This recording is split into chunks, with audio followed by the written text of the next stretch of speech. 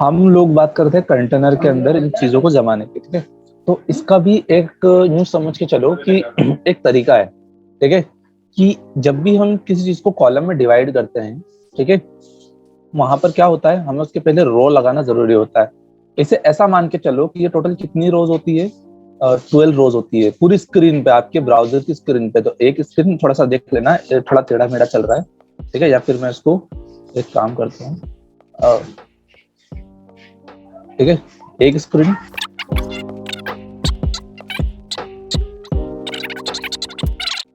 तो ऐसे 12 कॉलम होते हैं, भले ही आप किसी भी साइज, किसी भी चीज को छोटा कर दो, ठीक है। अगर आपने इस पर्टिकुलर चीज को इतना छोटा करके रखा हुआ है, ठीक है, कहाँ गया, आपने एक छोटा सा डिव इतना बड़ा बना के रखा हुआ है अगर, ठीक है, तो इस पर्टिकुलर डिव के अंदर भी 12 कॉलम ही काउंट होंगे, ठीक है। ध्यान रखना, ऐसा नहीं कि स्क्रीन के हिसाब से 12 कॉलम है तो इधर आके कुछ 6 ही बचे होंगे, ठीक है। किसी भी साइज के अंदर जाओ, आप 100 पिक्सल के डिव के अंदर जाओगे तो उसमें भी 12 कॉलम ही काउंट होंगे। तो 12 कॉलम कुछ ऐसे रहेंगे कि मान के चलो कि ये 3 चीजें रखी हुई है, ये पर्टिकुलर 2 कॉलम की एक स्पेस वो घेर रहे हैं खुद, यानी कि 2 टू ज़ा 4, और ये कम से कम 6 के अंदर रखे हुए हैं, ठीक है। और अगर हम 12 में से 3 कॉलम को डिवाइड करेंगे कि हमें 12 में से 3-3 चीजों को 3-3 बराबर बराबर सेट करना, 3-3, तो 12 को 3 से डिवाइड करेंगे तो कितना बचेगा, 4 आएगा ना, 4 आएगा, 4 आएगा ना, ठीक है। तो हमें कितने 3 कॉलम चाहिए, तो हम लोग यहाँ पे क्या लगाएंगे, सबसे पहले तो जान लो कि ये एमडी क्या होता है, ठीक है। जिसने पढ़ा है थोड़ा बहुत उसे पता है एमडी क्या होता है। MD stand for the medium device, ठीक है। SM is stand for small device, LG stand for large device, ठीक है। एक्सेल वेरी लार्ज और double XL very very large, ठीक है। तो फिलहाल जो हम लोग काम करते हैं वो मीडियम डिवाइस होता है, मतलब कि जो उसका रिजोल्यूशन होता है वो मीडियम डिवाइस का रिजोल्यूशन होता है, ठीक है। तो हम लोग हमेशा ज्यादातर क्या इस्तेमाल करेंगे, एमडी ज्यादातर, ठीक है। क्योंकि एमडी की साइज क्या होती है, हम लोग साइज में थे थोड़ी देर पहले, मीडियम डिवाइस, लेकिन उसकी साइज देखना कि क्या होता है, 720 और कुछ ऊपर होता है शायद, आई गेस, ठीक है। तो एमडी, और कितने कॉलम ले रहे हैं हम, 4 कॉलम, मतलब कि सॉरी 4 से डिवाइड किया है ना, 4 आया ना हमारा, तो 4, क्योंकि जब हम 4 को 3 लेंगे तो 4 एक कॉलम में हो गया, 4 4 दूनी 8 और 4 3 12, फिट हो गए 12 कॉलम्स में ये, ठीक है। अब हम इनमें क्या करेंगे, 1 2 3, ठीक है, सभी में कुछ ना कुछ टेक्स्ट रख देंगे, ठीक है। मैंने पी लिया और उसमें लॉरेम का टेक्स्ट रख दिया, ठीक है। ये मैं कैसे करता हूं आप लोगों को नहीं पता है अगर, ठीक है, शॉर्टकट्स का, ठीक है। तो मैं जब किसी भी चीज को किसी भी कॉलम पे सिलेक्ट करता हूं तो अल्टर शिफ्ट डाउन एरो का की, ध्यान रखना, अल्टर शिफ्ट डाउन एरो का की जैसे मैं दबाता हूं तो वहीं उसके जस्ट नीचे कॉपी कर लेता है, ठीक है। फिर मैं शिफ्ट पे से हाथ उठाता हूं, डाउन एरो से उसको नीचे ले आता हूं, ठीक है। तो ऐसा भी ट्राई कर सकते हो, ठीक है। मैंने सेव किया और अभी हम लोग देखेंगे कि एक्चुअली में वो कैसा दिखा रहा है यहाँ पर।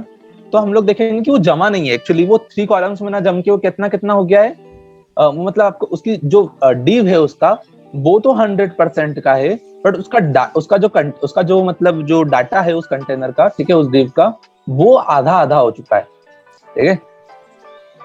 तो एक चीज ध्यान रखना, नहीं को ये इनलाइन हो चुका है, लेकिन ब्लॉक एलिमेंट का कारण हुआ है शायद, हाँ बिल्कुल, डिव के ब्लॉक एलिमेंट बिहेवियर के कारण हुआ है, ठीक है। लेकिन इसको लिखने का तरीका ऐसा होता है, जब भी कुछ आप कॉलम लेते हो, एक से ज्यादा कॉलम जिसको आपको लाइन में रखना है, तो आपको पहली क्लास लगाना पड़ेगी रॉ। क्या लगाना पड़ेगी, रॉ आपकी कंटेंट्स को क्या करेगा, सेट करेगा, बिल्कुल ऐसे, हाँ कर दिया, ठीक है।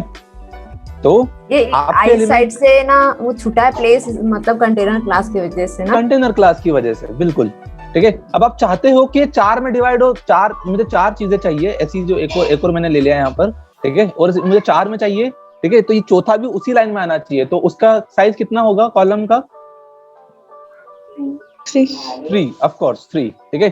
तो मैं यहाँ पे सबको 3 बना लेता हूँ एक साथ, ये 3, ठीक है। मैंने कॉल एमडी 3 सेट किया और मैंने सेव किया, और ये सब लोग कैसे सेट हो गए,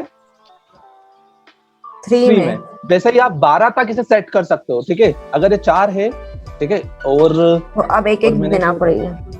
हाँ बिल्कुल, ये 12 तक होता है, 12 से ज्यादा नहीं होते हैं, ठीक है। अब ये मैंने 8 कर दिए, ठीक है, तो अब मुझे एक एक देना पड़ेगी, ठीक है, क्योंकि एक दो दो के हिसाब से 8 भी सेट नहीं होते। तो मैंने यहाँ पर मैंने 1 कर दिया, ठीक है। और ये देखो अभी 8 के बाद में 4 और कॉलम बचे हुए हैं, दिखाई दे रहा है? 12 कॉलम होते हैं, ठीक है। तो उसको डिवाइड करने के पड़ेगा फिर वापस से, फिर बिल्कुल। तो अब जब आप सोच रहे हो कि 12 कॉलम होते हैं और ये कॉलम तो छूट रहे हैं, इनका क्या करना है, हमें तो ये सेंटर में चाहिए। तो इसके लिए भी कुछ आगे कुछ फर्दर सीएस आगे आएगी, जब मैं आपको बताऊंगा कि इसको सेंटर में सेट कैसे करना है, ठीक है। अभी इतना समझ में आया कॉलम का मतलब क्या होता है, ठीक है, और कॉलम को रो के साथ ही इस्तेमाल किया जाता है।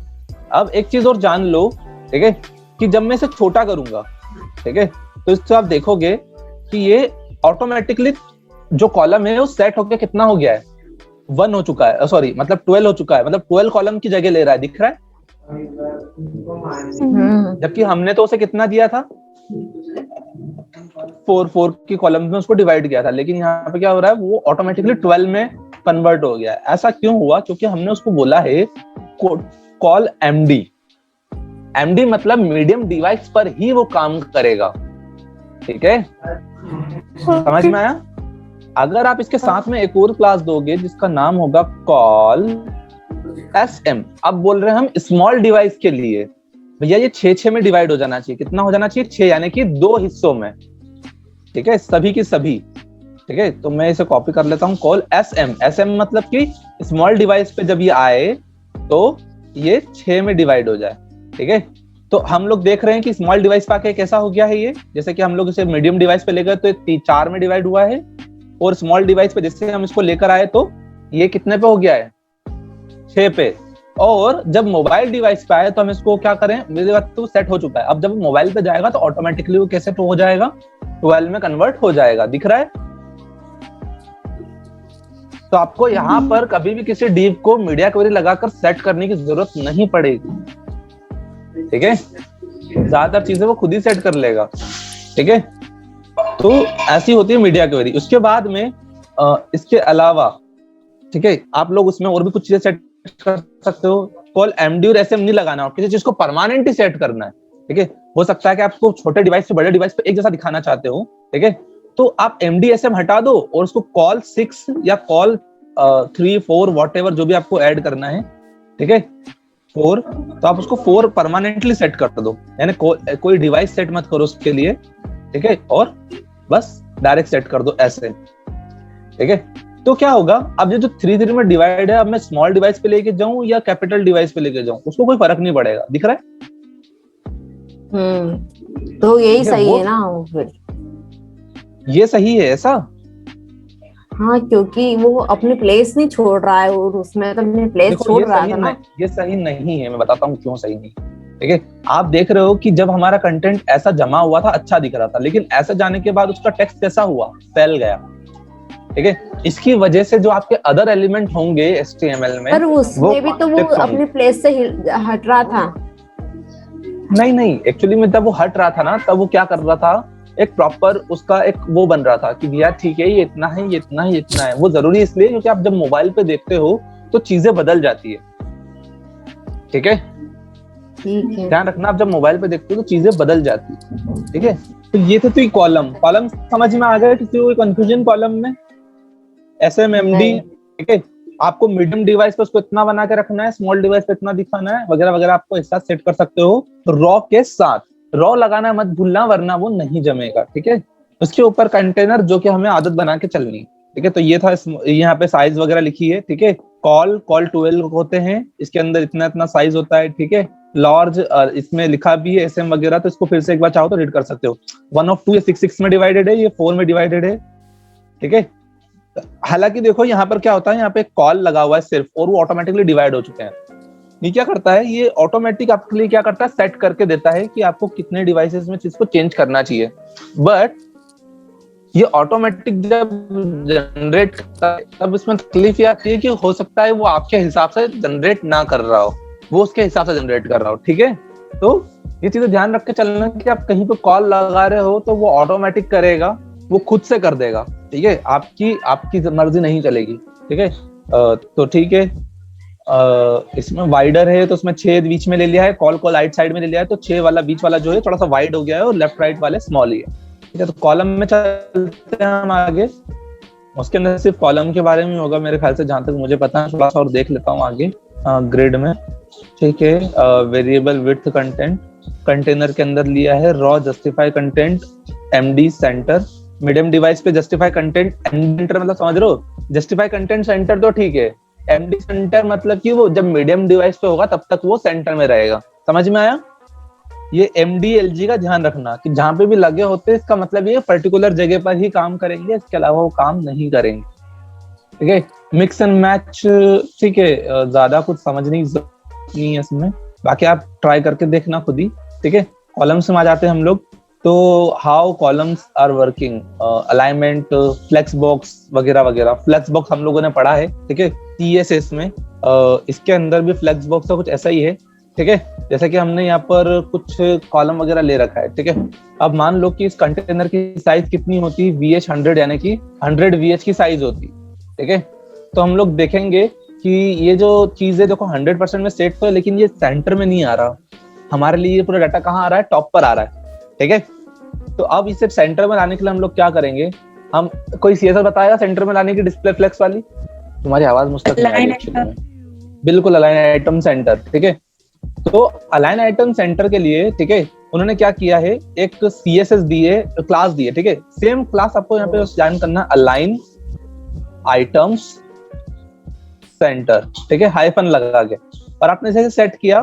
ठीक है, तो एक बार इसमें देख लेता हूं मैं कि लगी क्यों नहीं। ठीक है, क्योंकि इसका रो शायद छोटा है, क्योंकि इसका रो शायद छोटा है। ओके, देख लेते हैं।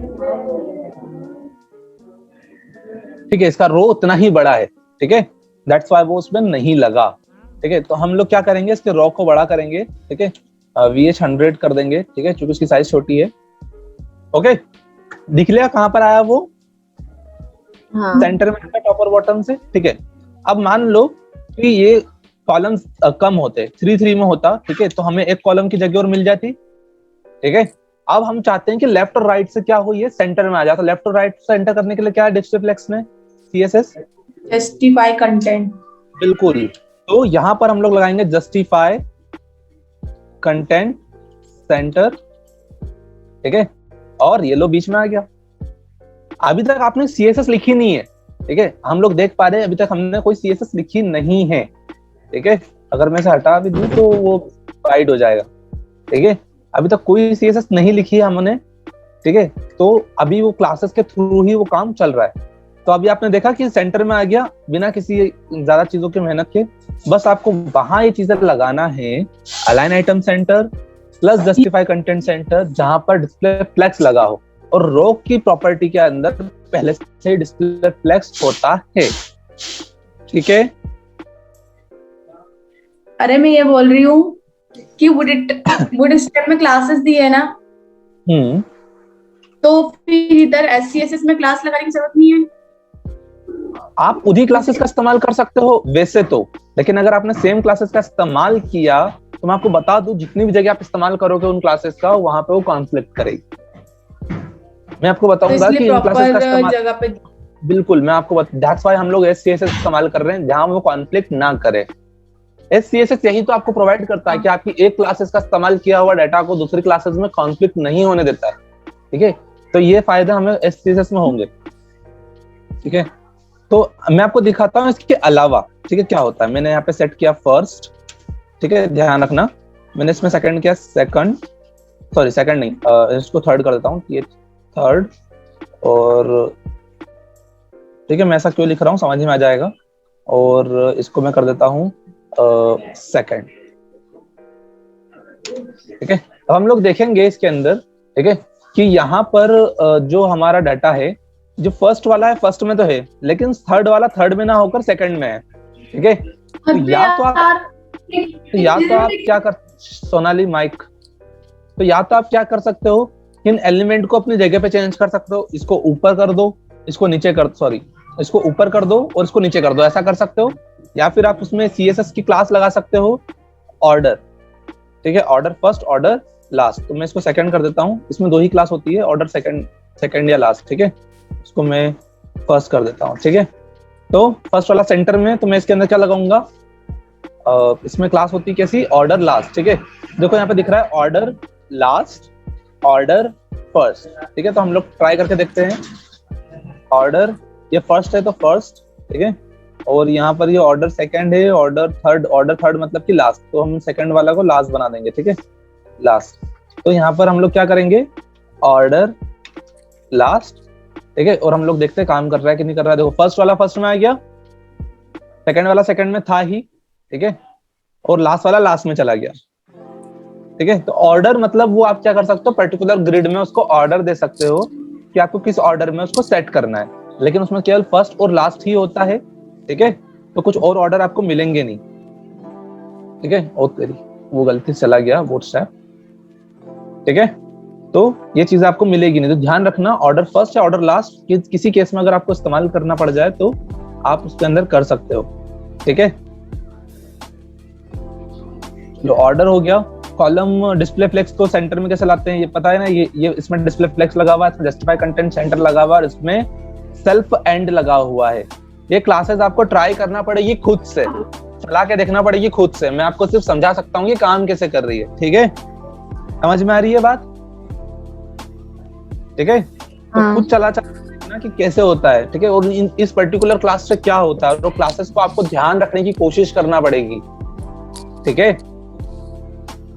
तो कॉलम हो गया, ऑर्डर हो गया, ठीक है, ऑर्डर क्लासेस हो गया है, ठीक है, ओके। ऑफसेट क्लासेस क्या होता है, ठीक है।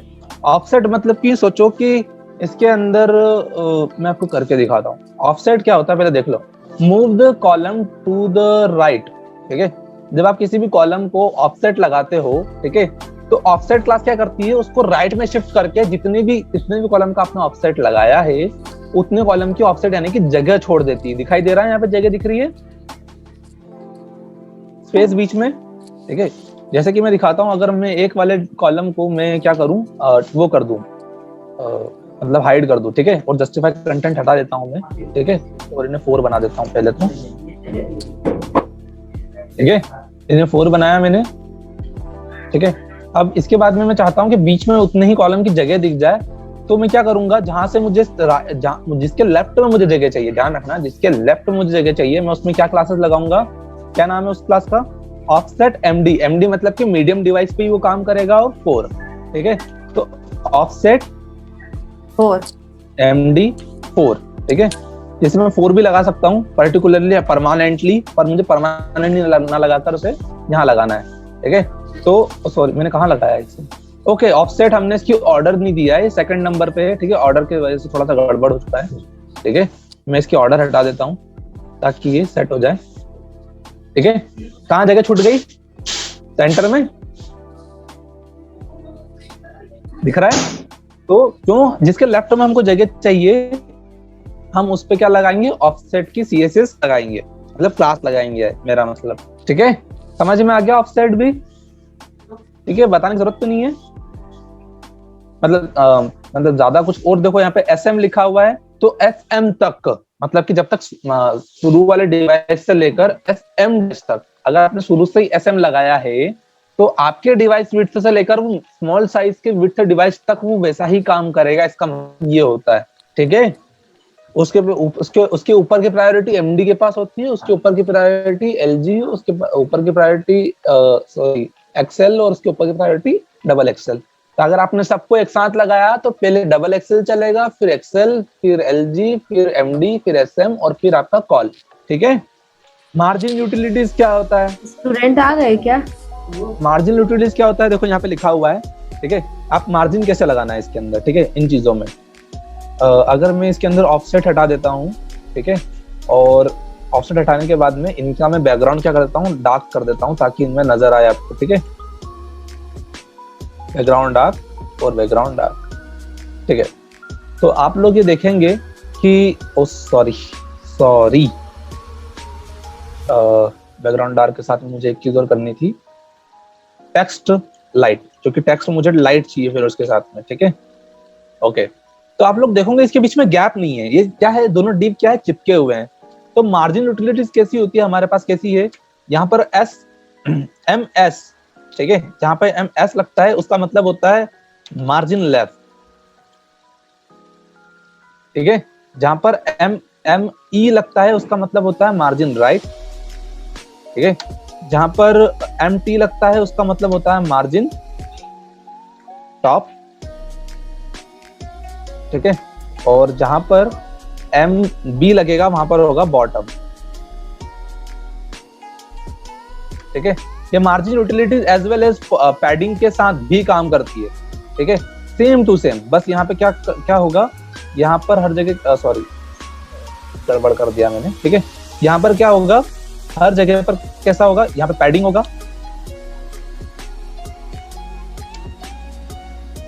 ठीक है।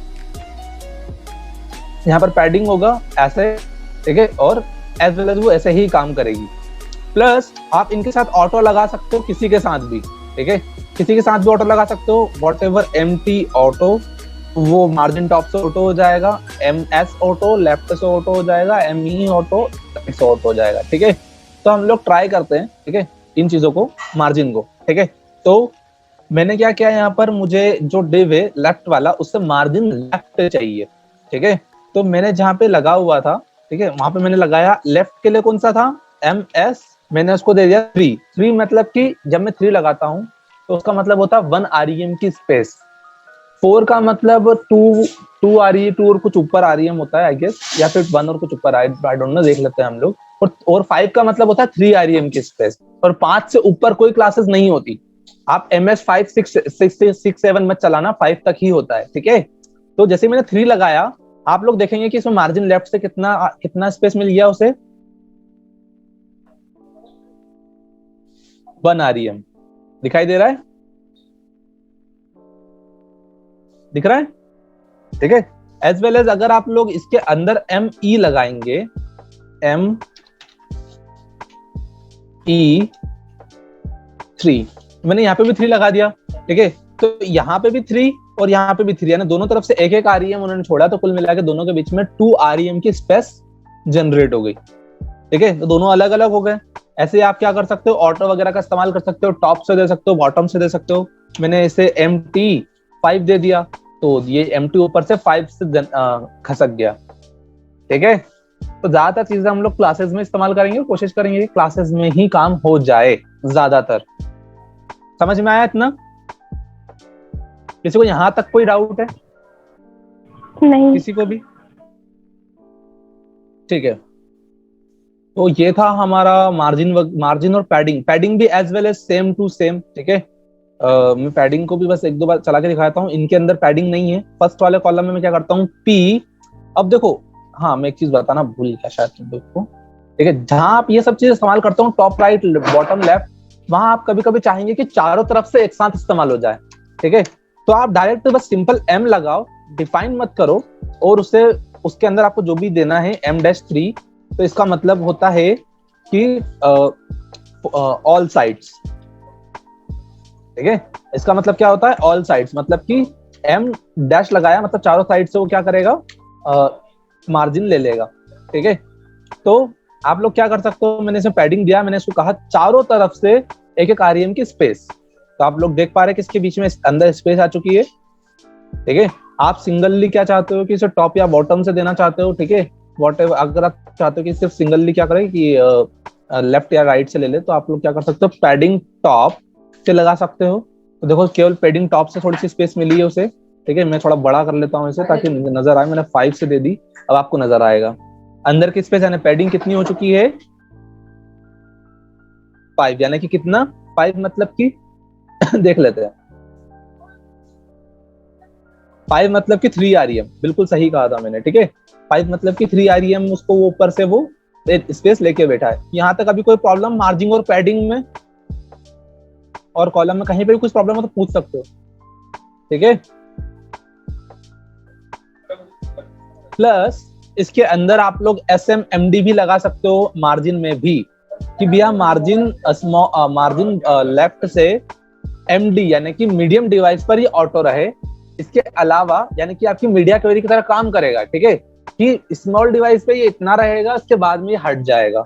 मैं दिखाता हूं कैसे, ठीक है। मान लो कि इसमें मैंने पीटी मैंने जो 5 दिया है, मैंने उसको कहा है कि नहीं भैया एमडी पे ही रहना, ठीक है। प्लस मैंने से कहा कि जो डार्क है, जो बीजी डार्क है, ठीक है, बीजी एमडी डार्क कर दूं अगर मैं सॉरी एमडी नहीं होता शायद इसमें वो, ठीक है। इसने काफी सारी क्लासेस चेंज करी है 5 में, हमें देखना पड़ेगा कि क्या लगाते हैं, ठीक है। तो इसमें भी ऐसा कर सकते हो, ठीक है। कलर्स में भी एक्सेल फ्लूइड कब तक उसको डार्क वगैरह रहना है, ठीक है। पूछना है तो हमने एक सेकंड में बस ये बता दूं छोटा सा, ठीक है। तो जैसे आपने उसको सेव किया, यहाँ पे भी पैडिंग दिख रही है। जैसे आप स्मॉल डिवाइस एमडी को छोड़ोगे, ठीक है, जैसे आपने एमडी को छोड़ा थोड़ा सा, ठीक है, तो आप देखोगे कि उसकी स्पेस खत्म हो गई, ठीक है, दिख रहा है। तो एमडी डिवाइस पर वो क्या रहेगा, उसने पैडिंग दे रखी है, इसके अलावा वो नहीं देगा। हाँ आप सोनाली बोलो। जैसे बोल रहा पैडिंग मार्जिन 5 की रहती है सिर्फ, अगर अपन को ज्यादा चाहिए तो फिर आपको क्लासेस देना पड़ेगी, 5 से ऊपर लोगे तो फिर आपको क्लासेस देके अपने हिसाब से उसको लिखना पड़ेगा, ठीक है। ओके, तो ये था मार्जिन और पैडिंग का, जो आगे आने वाला है लेकिन मैंने पहले ही कर दिया, ठीक है। तो अगर हम आगे चलें स्टैंड अलोन कॉलम क्लासेस, तो ठीक है, ये बीजी लाइट पैडिंग बॉटम वगैरह देख लेना, कॉल 3 कॉल एसएम, ठीक है। ट्राई करके देखना, जैसे कि इसके अंदर यहाँ पे लिखा हुआ है, ठीक है, कि कॉल 3 में उन्होंने क्या किया है, इसको टेक्स्ट को लिया है, ठीक है, और कॉल एसएम 9 में उसने क्या करा है, उसने पर्टिकुलर इसको लिया है। तो ट्राई करके देखना, कुछ समझ में नहीं आया तो आप पूछ सकते हो, ठीक है। क्लियर फिक्स जिसको नहीं पता है, ठीक है, क्लियर फिक्स पता है ना, किसको पता है क्लियर फिक्स? मुझे बिल्कुल मुझे पता होगा। हम जब फ्लोट लगाते हैं और उसके बाद में हम वो क्लियर बोथ वाला जो सीएसएस लगाते हैं, उसकी क्लास उन्होंने बनाई है क्लियर फिक्स, ठीक है। तो फ्लोट वाला कंडीशन जिस सबको पता ही होगा कि फ्लोट के बाद हमें उसे क्लियर करना जरूरी होता है, वरना क्या होता है, वो गड़बड़ करता है, ठीक है। तो मैं फ्लोट बस इतना जान लो कि फ्लोट अगर आप जहाँ लगा रहे हो उसके पेरेंट में या फिर उस पर्टिकुलर डिवाइस के बाद में आप क्या लगा सकते हो, क्लियर फिक्स लगा सकते हो, जो क्या करेगा, आपके फ्लोट को क्लियर कर देगा। ओके, जिसने फ्लोट समझा है वो इस बात को समझ जाएगा, ठीक है। जिसने वीडियो देखे हैं या फिर क्लासेस ज्वाइन करी है वो समझ जाएगा कि फ्लोट को क्लियर कैसे करते हैं, ठीक है। समझ में आ गया सभी को? ठीक है। और फ्लोट वगैरह अगर वो आगे आएगा तो मैं इसको दोबारा देखेंगे कि ठीक है। अभी तो ठीक है। फ्लोटर्स में देखते हैं क्या दिखा रहा है वो, ठीक है। How do they work horizontals, okay. GX actually में ये इतना काम का नहीं है, ठीक है।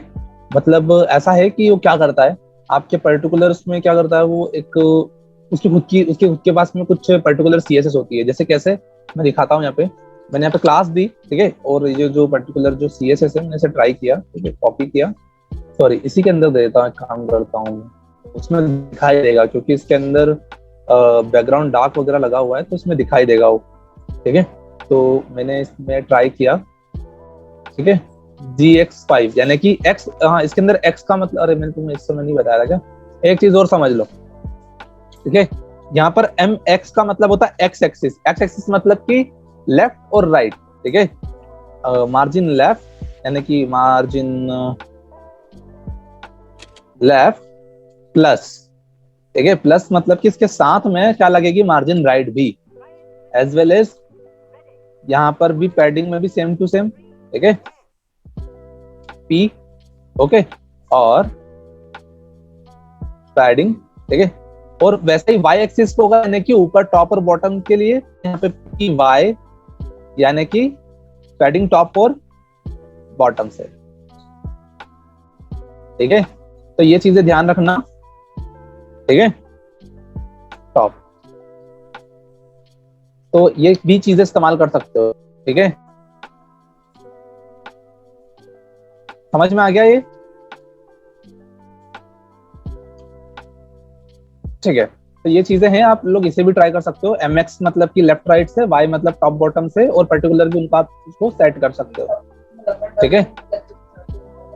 आगे हम चलें तो हमने MG इस्तेमाल किया था, ठीक है, इसको सेव किया मैंने, और हम लोग सीधे कहाँ गया, GX5 को हम लोग चलेंगे, ठीक है। तो ओके ओके ओके ओके, ठीक है, मैं समझ गया एक्चुअली वो क्या कर रहा है, ठीक है। अब ये क्या है, इसके अंदर CSS वाली कुछ वेरिएबल टाइप की CSS इसमें इस्तेमाल की गई है, ठीक है। जहाँ वो क्या करता है, classes can control the horizontal grid widths, मतलब क्या करता है, ये ऊपर नीचे से कुछ विड्थ्स को कंट्रोल करता है, ठीक है। और उसकी कॉलम की कस्टम जो पैडिंग वगैरह होती है वो ऑटोमेटिकली खुद से वो कस्टम करता है, प्लस वो अगर आप देख रहे हो उसे, ठीक है, तो वो खुद से ही इनके अंदर क्या कर रहा है, एक पर्टिकुलर पैडिंग जनरेट कर रहा है, और वही वो इनके जो चाइल्ड नोड होता है उसमें अप्लाई कर रहा है। वैसे ये चीजें ज्यादातर इस्तेमाल मैं करता नहीं हूँ, क्योंकि ये शायद 5 में ही आई है। इन केस अगर हमें करना पड़ी तो हम लोग देखेंगे कि कैसे करना है इसे, ठीक है। थोड़ा सा मुझे इसको भी समझना पड़ेगा, क्योंकि वो क्या कर रहा है, सिर्फ अपने चिल्ड्रंस पे क्या कर रहा है, उसको उन पैडिंग्स को, जो कस्टम पैडिंग्स को अप्लाई कर रहा है, ठीक है। मुझे समझ नहीं आया। मुझे भी इतना कुछ खास मतलब लगा नहीं वो, ठीक है। मैं इसे और समझ के बता दूंगा वैसे तो, क्योंकि मेरे ख्याल से तो वो क्या कर रहा है, जब आप उसको ये क्लासेस लगाते हो तो वो अपने चाइल्ड्स पे एक पर्टिकुलरली क्या करता है, ठीक है, एक पर्टिकुलर विड्थ वगैरह अप्लाई करता है उसकी खुद से। मतलब कि वो क्या, ये जब आप जो हाइफन जो लगता है ये, ठीक है, ये हाइफन कुछ ऐसा लगता है कि अगर आप देख पा रहे हो कि ये जो पर्टिकुलर स्पेस 100% की होती है, राइट, पर देखो इसको आप देख पा रहे हो कि हल्की सी स्पेस मिल रही है, दिख रहा है, ठीक है। तो वो कंटेनर से पैडिंग भी हो सकती है वैसे तो, हाँ पैडिंग ही है, ठीक है, वो पैडिंग ही है बिल्कुल। लेकिन पैडिंग कहाँ से लग रही है, वो यहाँ से दिख रहा है, आपने पैडिंग सेट नहीं की है, ठीक है। तो अपने चाइल्ड्स पे क्या करता है, वो अपनी खुद की स्पेसिंग क्या करता है, अप्लाई करता है, ठीक है। तो जब आपने 3 REM पैडिंग ली थी, 3 REM को उसने हाफ में डिवाइड करा, और 0.75 को उसने क्या करा, डिवाइड करके उसने ऑटोमेटिकली दोनों तरफ से सेट कर दिया। क्यों किया, क्योंकि आपने उसको यहाँ पे GX5 दिया, तो उसने अपने हिसाब से अपने चाइल्ड के अंदर जितने भी चाइल्ड है उसमें खुद की स्पेसिंग दे दी। समझ में आ गई ये बात अब? तो इसको इस्तेमाल मत करना, मेरे ख्याल से तो मत करना, इतना कुछ अच्छा नहीं है ये, ठीक है। तो इसको हम छोड़ते हैं। यूटिलिटीज काम की चीजें हैं, जैसे उसमें आएगा changing display, flash options, margin padding और टॉगल विजिबिलिटी। हाँ सभी अच्छी चीजें हैं, मैं आपको सभी बता सकता हूँ, ठीक है। हम लोग डिस्प्ले पढ़ रहे थे, ठीक है, यूटिलिटीज में डिस्प्ले, और डिस्प्ले के बाद में हम लोग ने क्या करा, D स्टैंड्स फॉर डिस्प्ले, ठीक है। तो हम लोग सबसे पहले क्या करेंगे, यहाँ पर हमने जो H1 लिए हैं उसमें D लगाया, ठीक है, और उसकी वैल्यूज क्या है, ठीक है, उसकी वैल्यू क्या है, D के साथ में आप इनलाइन ब्लॉक, तो हम लोग पहले इनलाइन ट्राई करेंगे। मैंने इनलाइन ट्राई किया, और क्योंकि बाय डिफॉल्ट वो ब्लॉक होते हैं, तो हम लोग देख रहे हैं लॉरम एप्स में एक साथ लिखा हुआ आ रहा है, मतलब कि इनलाइन लग गया। H1 is a block element, ठीक है, बट वो एक साथ लिखा हुआ आ रहा है, इसका मतलब क्या है कि उस पर डिस्प्ले कौन सा काम कर रहा है, इनलाइन, ठीक है, क्योंकि बस हमने D इनलाइन लगाया। वैसे ही आपको अगर एक को ब्लॉक करना हो तो क्या करोगे आप, ब्लॉक इनलाइन हटा के ब्लॉक लगा दोगे, तो एक ब्लॉक और एक इनलाइन हो गया। ये देखो ये पूरा ब्लॉक है, और ये देखो ये इनलाइन, ठीक है। तो वैसे ही डिस्प्ले ब्लॉक, डिस्प्ले और डिस्प्ले नन मतलब समझते हो क्या होता है? D नन मतलब क्या होता है? D नन मतलब होता है कि इस एलिमेंट का एग्जिस्टेंस खत्म हो चुका है। मैंने बताया था, याद है? विजिबिलिटी हिडन में एग्जिस्टेंस होता है बट स्पेस होती है, याद है? और डिस्प्ले नन मतलब एग्जिस्टेंस खत्म हो जाता है। तो मैंने जैसे डिस्प्ले नन लगाया उसके अंदर, तो देखो यहाँ पर जो D नन लगा हुआ है वो क्या है, गायब हो चुका है, उसका एग्जिस्टेंस नहीं है। आप ऐसा भी कर सकते हो, D नन, और उसके अंदर देखो वैल्यू लिखी हुई है यहाँ पे, D नन 4, ठीक है। मतलब कि आप उसको पर्टिकुलर चीज के लिए सेट कर सकते हो कि आप कहाँ के लिए उसका डिस्प्ले ब्लॉक या डिस्प्ले इनलाइन ब्लॉक वगैरह सेट कर रहे हो, ठीक है। जैसे कि मैंने क्या करा, उसको बोला कि डिस्प्ले नन से पहले मैंने उसको बोला कि MD पे ही नन होगा, यानी कि मीडियम डिवाइस पे नन रहेगा, ठीक है। तो जैसे ही मैंने देखा यहाँ पे तो नन है, और जैसे मीडियम डिवाइस हम देखेंगे, जैसे मीडियम डिवाइस गायब होगा, मीडियम डिवाइस खत्म हो जाएगा, लॉरम आ गया, नहीं आया। यानी डिस्प्ले नन आ चुका है, ठीक है। और इसका मतलब क्या कि लॉरेम जो डिस्प्ले नन था कब तक काम कर रहा था, वो एमडी तक, ठीक है। अगर ये एसएम तक होता तो एसएम तक काम करता हो, ठीक है, जैसा अभी नहीं दिख रहा है। एमडी और जो एसडी है वगैरह, एक्सएल वगैरह, तो ये कभी भी यूज कर सकते हैं। हाँ, कभी भी यूज कर सकते हैं, लेकिन उसके साथ में वो चीज मतलब आपको क्लास पता होना चाहिए ना, किसके साथ लगता है, क्लास ठीक है, के साथ अप्लाई चीज नहीं। हाँ, ठीक है। और दूसरी बात ये है कि उसको सोच समझ के लगाना है, हर जगह नहीं लगाना है। मतलब आप रिस्पॉन्सिव बना रहे हो तो आपको सोच के चलना है, ठीक है। अगर आप अभी रिस्पॉन्सिव नहीं बना रहे हो तो फालतू में उसको एमडी एसएम वगैरह को घुसाना मत, ठीक है। जब आप मोबाइल स्क्रीन के लिए बनाओगे वो चीज, ठीक है, कोई चीज को, तब आप उसके अंदर एमडी एसएम वगैरह लगाओगे। मैं आपको जब असाइनमेंट दूंगा तो मैं आपको बताऊंगा कि उसको मोबाइल स्क्रीन के लिए कैसे बनाना है, ठीक है। अभी तक आपने जो बनाया वो रिस्पॉन्सिव नहीं है, ठीक है। छोटी स्क्रीन तो सब कुछ बिगड़ जाएगा, ठीक है। इसके अंदर हम लोग मीडिया क्वेरी भी सीखने वाले हैं, तो मीडिया क्वेरी कैसे काम करती है वगैरह वगैरह। मीडिया क्वेरी क्या करती है कि आपकी मीडिया यानी कि आपके डाटा को हर स्क्रीन के हिसाब से कैसा दिखाना है वो दिखाती है, ठीक है। तो ये था डिस्प्ले नन।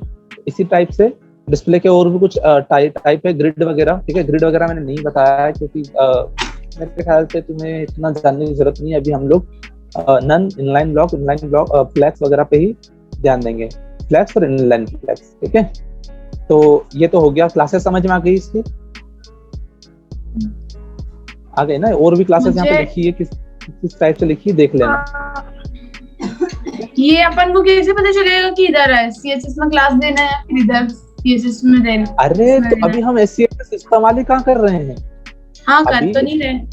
अभी उसको छोड़ दो, अभी पता लगवाऊंगा मैं, जब आएगा वक्त तो मैं बताऊंगा कि कैसे इस्तेमाल करना है। अभी एससीएस को फिलहाल के लिए भूल जाओ, अभी बस इतना ध्यान दो, ठीक है, कि अभी हम लोग क्लासेस के बारे में जान रहे हैं, कितनी टाइप की क्लासेस होती है और कैसे काम करती है, ठीक है, और उनको कैसे इस्तेमाल करना है एक्चुअली में, ठीक है। बस मैं आपको वही बता रहा हूँ, बाकी तो आपको पता ही है सीएसएस वगैरह में होता क्या है, ठीक है। अब यूटिलिटी एपीआई छोड़ देते हैं अभी, ठीक है, अभी आपके काम का नहीं है, ठीक है। फ्लैक्स में आपको पता है ऑलरेडी, ठीक है। फ्लैक्स के अंदर डी फ्लैक्स लगता है, यानी डी डैश फ्लैक्स। उसके साथ में आप और कौन सी दो सीएसएस लगा सकते हैं, दो मेन सीएसएस जो डिस्प्ले फ्लैक्स के साथ ही काम करती है, कौन सी है वो? सीएसएस टॉप बॉट, कौन सी दो सीएसएस है जो डिस्प्ले फ्लैक्स के साथ ही काम करती है, इसके अलावा काम नहीं करती? वो अलाइन आइटम्स वाली, आइटम सेंटर और जस्टिफाई कंटेंट सेंटर। तो इसके अगर आप वो लगाओगे तो उसमें डिस्प्ले फ्लैक्स का लगा होना जरूरी है, बस इसमें ध्यान रखना, ठीक है। और जैसे कि यहाँ पे डिस्प्ले इन्होंने देखो क्या किया है, इसके अंदर लेफ्ट से अलाइन किया है, ठीक है। यहाँ पे उन्होंने देखो फ्लेक्स रो लिखा हुआ है, ठीक है। फ्लेक्स रो मतलब कि मतलब इसका रो है फ्लेक्स रो है, और फ्लेक्स रो रिवर्स, मतलब कि वो उसका जो रो होगा वो रिवर्स में जाएगा। तो अभी देखो आप लोग देख पा रहे हो ये ऐसे जमा हुआ है, देन वो ऐसे हो गया। तो मैं दिखा देता हूँ करके, ठीक है। मैंने डिव लिया था, ठीक है, एक में लॉरेम लिखे रहने देता हूँ मैं, ठीक है, और ये भी हटा देता हूँ मैं, और इसके अंदर मैं लगा देता हूँ रॉ, ठीक है। इसके अंदर हम डिस्प्ले फ्लेक्स के आइटम लेंगे, डॉट कॉल 2, मैं 2 ले लेता हूँ, ठीक है, और इसके अंदर लॉरेम लिखा हुआ होगा, ठीक है। तो ये हमारा हो गया, और हम ऐसे 2 4 2 3 6 4 ले लेते हैं। हम लोगों ने देखा कि हमारे इसमें जैसे 4 लॉरेम लिखे हुए हैं, ठीक है। अब 4 लॉरेम हम चाहते थे कि कैसा लिखे हुआ है, राइट साइड से लिखे हुआ है या फर्स्ट साइड से लिखे हुआ है, जो भी जैसा भी तुम चाहते हो, ठीक है। मैं इसे और 1 कर देता हूँ, ठीक है, और छोटे हो गए, ठीक है। तो तुम पे डिपेंड करता है, ठीक है। अब तुम क्या करोगे, इस रॉ के साथ में आप लगा सकते हो, क्या लगा सकते हो, क्लासेस 2 क्लासेस है, एक तो फ्लेक्स रॉ, ठीक है, एक तो है फ्लेक्स रॉ, ये दूसरा है फ्लेक्स रॉ रिवर्स, यानी कि उल्टा, ठीक है। तो चलो देखते हैं। मैं सबसे पहले मैं लगाता हूँ फ्लेक्स रॉ, लगाने की जरूरत नहीं क्योंकि वो पहले से ही लेफ्ट साइड से अलाइंड है ऑलरेडी, ठीक है। जैसे कि हम जानते हैं कि वो ऑलरेडी लेफ्ट साइड से अलाइंड है, तो हम रिवर्स लगाएंगे, ठीक है। Flex raw. ये क्लियर क्यों नहीं दिख रहा है, मार्जिन की वजह से क्या? नहीं, क्योंकि उसको कॉलम छोटा मिला है लेकिन उसका कंटेंट बड़ा है। अच्छा ठीक है। ठीक है, उसका कंटेंट ज्यादा है लेकिन उसकी मतलब वो इतना ही है, दैट्स व्हाई मैंने शायद स्पेलिंग की गड़बड़ करी है।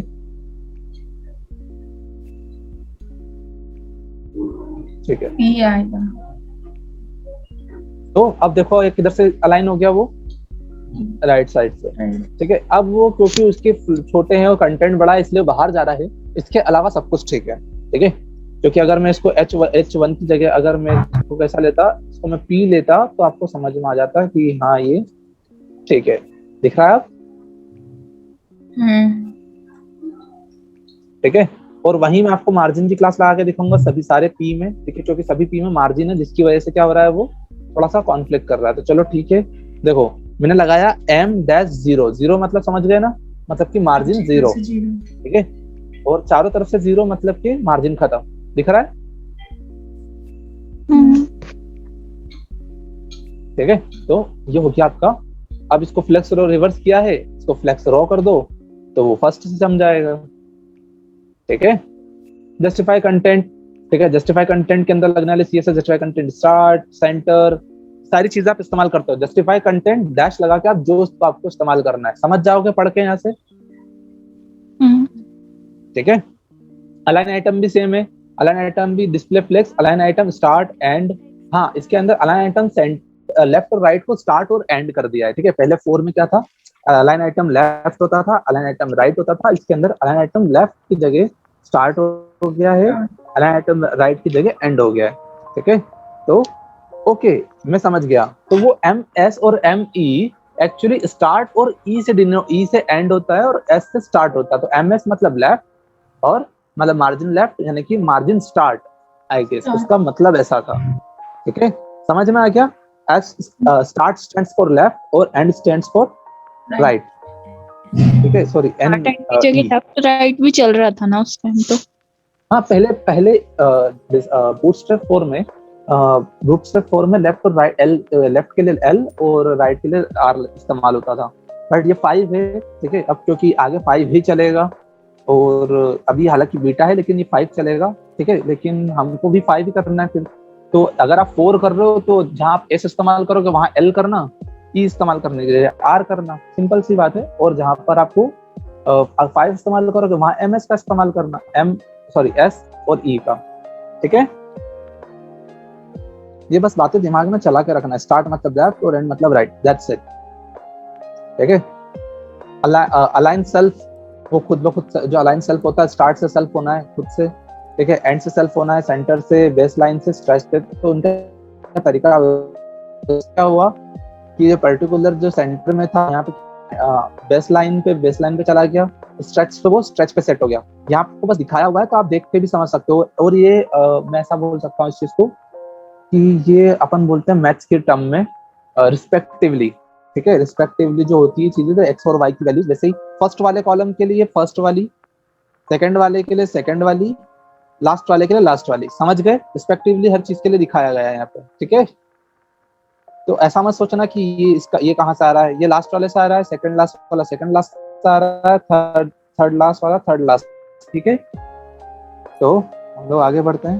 ठीक है, ठीक है, फिल वगैरह भी, हाँ फ्लेक्स फिल मतलब कि क्या है ना, जितने भी आपने कॉलम छोड़ी है वो पूरी फिल होना चाहिए। ठीक है, अगर कोई कॉलम जैसे यहाँ पे आप देख पा रहे हो, ठीक है, यहाँ फ्लेक्स फिल वगैरह लगा रखा है तो वो कंटेंट के हिसाब से एडजस्ट हो रहा है। दिख रहा है? आप देखोगे कि यहाँ पे कहीं पे भी कॉलम वगैरह नहीं लगाए गए। ठीक है, और वो क्या कर रहा है, कंटेंट इसका बड़ा है तो उसमें उसको ज्यादा जगह हाईलाइट का मतलब उसको छोड़ दो उसे भूल जाओ। ठीक है, उसे भूल जाओ। ठीक है, इतना जान लो कि फ्लेक्स फिल मतलब क्या हो रहा है। देखो, जिसमें कंटेंट ज्यादा है उसको ज्यादा जगह दे दी, जिसमें कंटेंट कम है उसको कम जगह दे दी, लेकिन उन्होंने पूरे फ्लेक्स को क्या रखा है, फिल करके रखा हुआ है, मतलब कॉलम की जगह नहीं छोड़ी है। दिख रहा है? ठीक है, तो फ्लेक्स फिल वैसे हम लोग इतनी ज्यादा चीजों का इस्तेमाल करते नहीं है। ठीक है, क्योंकि हमारे पास ज्यादातर चीजें मतलब ऐसी चीजें इस्तेमाल करने का मौका हमको मिलता नहीं है। ग्रो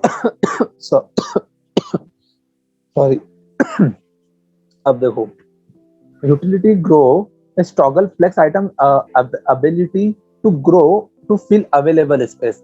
मतलब जितनी भी अवेलेबल स्पेस होती है टोटल वो क्या करता है, जो ग्रो है वो उसको क्या करता है, पूरी की पूरी तरह से फिल कर लेता है।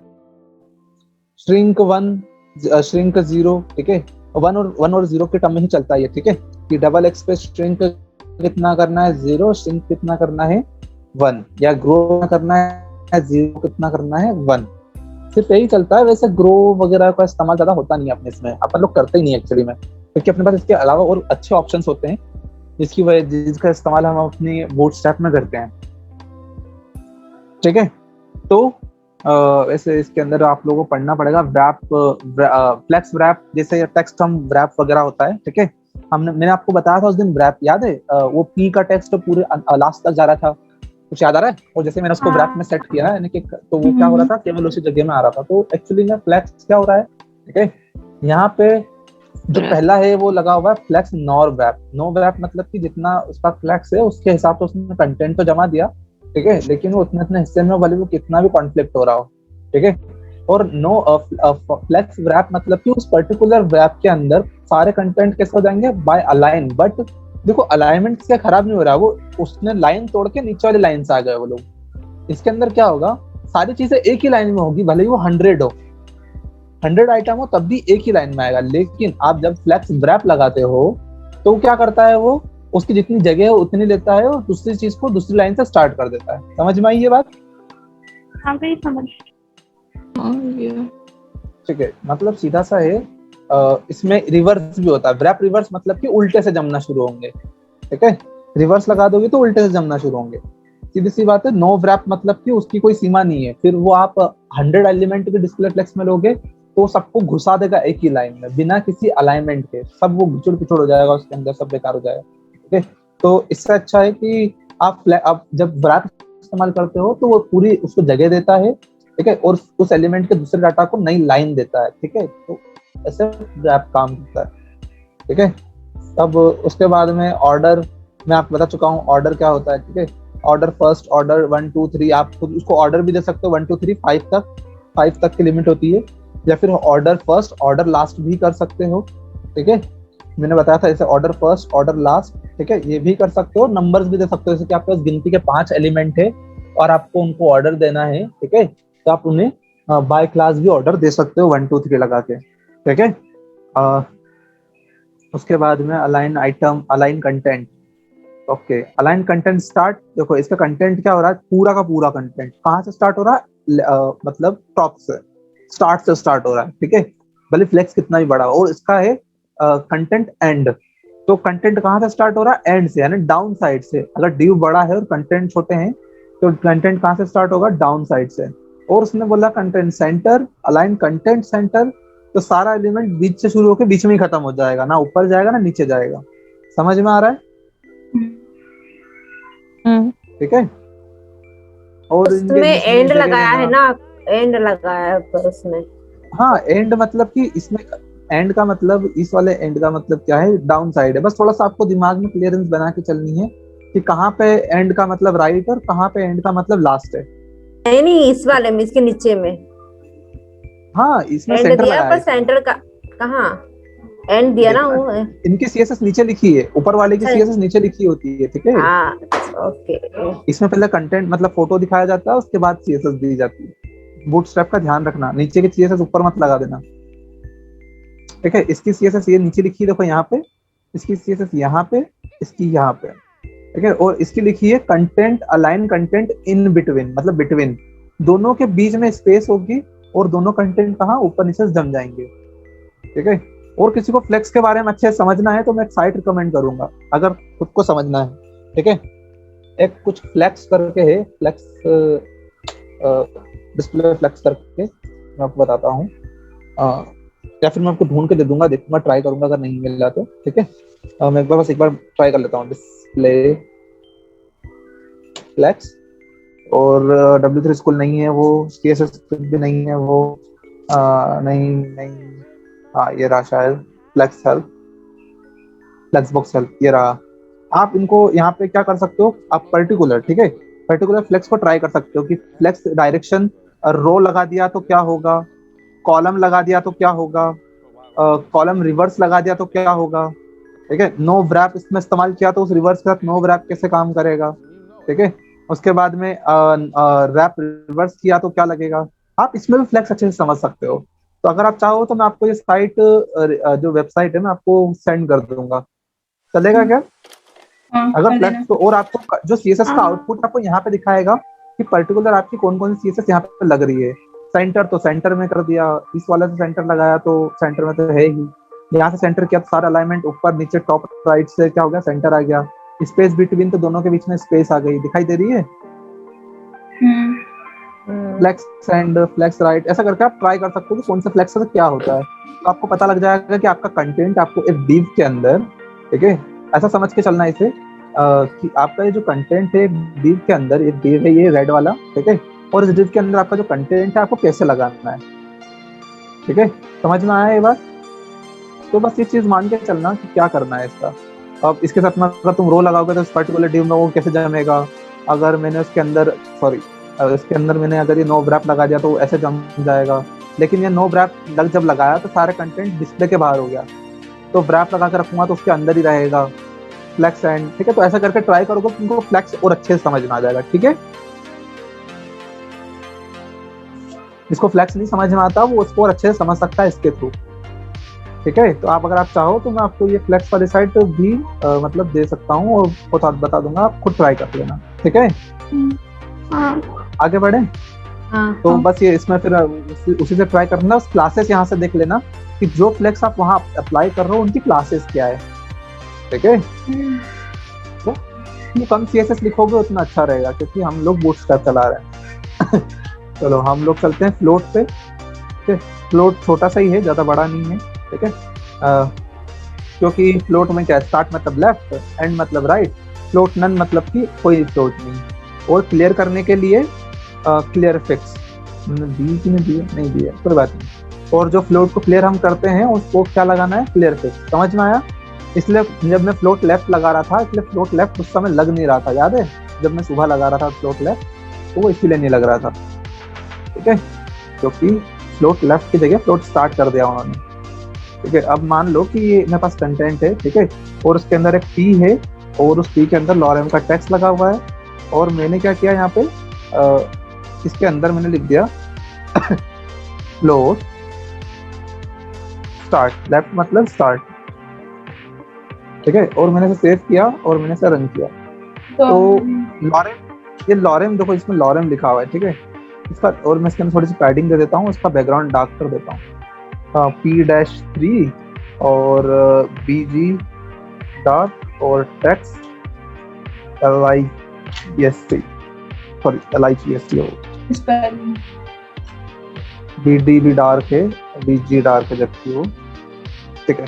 तो आप लोग देख रहे हो आपका लॉरेम जो है फ्लोट से लेफ्ट हो गया है, बट वो क्या कर रहा है, थोड़ा कॉन्फ्लिक्ट भी कर रहा है, ठीक है। और जो फ्लोट स्टार्ट हमने लगाया वो लेफ्ट से अलाइन हो गया, लेकिन आप देखोगे कि इसके अंदर कुछ कॉन्फ्लिक्ट चल रहे हैं। इसने थोड़ा सा डिव का जो कलर है आउट कर दिया है, ठीक है, और ये लेफ्ट से भी थोड़ा सा मतलब चल रहा है, और जो कंटेंट है वो थोड़ा सा मतलब डिस्टर्ब्ड है।